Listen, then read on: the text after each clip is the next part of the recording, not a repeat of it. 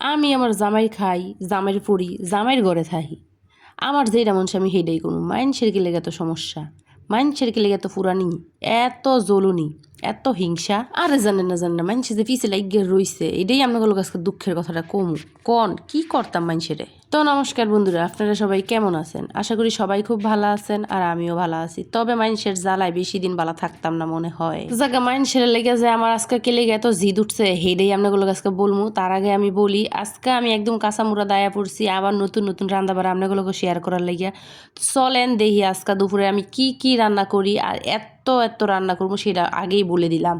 তো চলেন রান্না বাড়া শুরু করা যায়। আমি আজকে অ্যাঙ্কার ডাল আম দিয়ে রান্না করব, তাই অ্যাঙ্কার ডালটা অনেকক্ষণ আগে ভিজিয়ে রেখেছিলাম। এখন অ্যাঙ্কার ডালটা প্রেশার কুকারে বসিয়ে দিলাম। আর এই দিক দিয়ে এখন বাজতে চললো প্রায় 11:30 12টার মতন। তো আমার মেয়েকে প্রত্যেক দিনে আমি এই টাইমে কলা দিয়ে দুধ দিয়ে খাওয়াই। তো মেয়ে কখনোই কলাটাকে আস্ত চাবিয়ে খায় না, তাকে আমাকে ব্লেন্ড করে দিতে হয়। তার জন্য কলা দিয়ে একটু গরম জল দিয়ে ব্লেন্ড করে নিলাম। আর এখন দিয়ে দিব হচ্ছে দুধ। আমার মেয়েকে আমি নান প্রো খাওয়াই, তো নান প্রো দুধটা মিশিয়ে তাকে এখন আমি খাইয়ে দিব। এই দিক দিয়ে আমার মেয়েকে কলা দিয়ে দুধ দিয়ে খাওয়াতে খাওয়াতে গিয়ে দেখলাম যে আমার যে প্রেশার কুকারে ডাল বসিয়েছিলাম সেটা প্রায় সেদ্ধ হয়ে গেছে। তার মধ্যে আমি গরম জলও দিয়ে দিছি, সাথে একটু হলুদ আর লবণও দিয়ে ভালো করে ফুটিয়ে নিচ্ছি। এখন ডালটাকে আমি সোমবার দিয়ে দিব।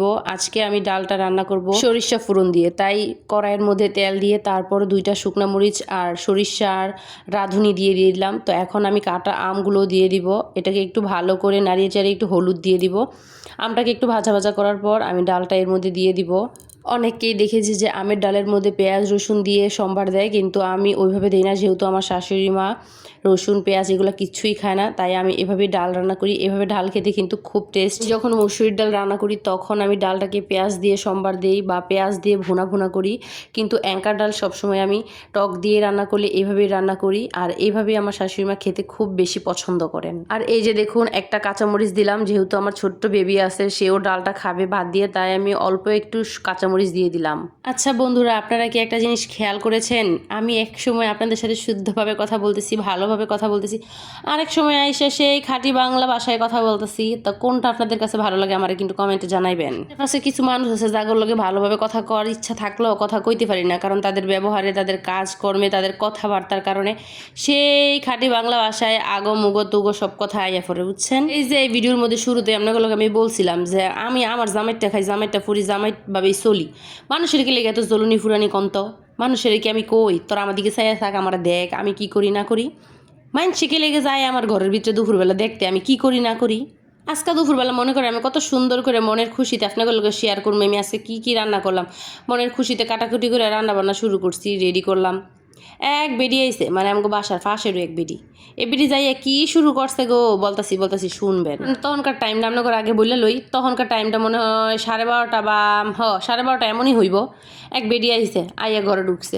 কি গো পরির মা, তুমি কি করো? কি করি আবার এই টাইমে মানুষে কি করে কন তো আপনারা? নাকি সংসারী বেডি হেরা কি মানুষের বাড়ি ঘুরে এই টাইমে? হেরা সংসারের মানুষের লেগে রান্না বাড়ি করে, সংসারের কাম করে তো কুল পায় না এই 12:30 12টা 1টার দিকে। এটা কি বিহাল বেলা লাগছে যে মানুষের বাড়ি যায়?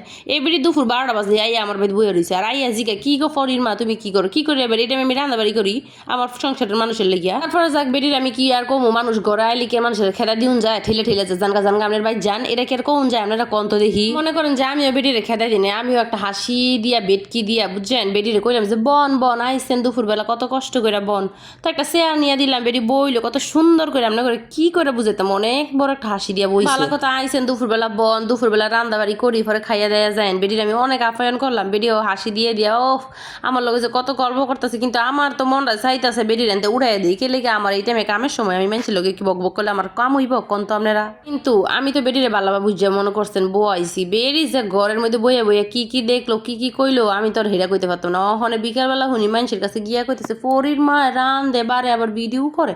ও মা কি কয়, আমি রানমু মনে চাই রানতাম না, ভিডিও করবো মনে চাই করতাম না। আর ভিডিও করলেই কি এটা তোর সমস্যা কি, তোকে সমস্যা কি? আমার জামাইটা দেখায়, জামাইটা পড়ি, জামাইয়ের ঘরে থাই, জামাইয়ের মোবাইল দিয়ে আমি ভিডিও করে সারি, তোকে সমস্যা আছে? আমি বলে আজেরে মানুষ, আমার বলে কোনো কাম নাই। কোন সে আমি আজেরে মানুষ? আমি যদি আজেরে মানুষ হই তাইলে আমি তো ঘরের মধ্যে বয়ে রাঁধছি বাড়ছি সংসারে সবাই লেগে, সবাই খাওয়ানোর লেগে।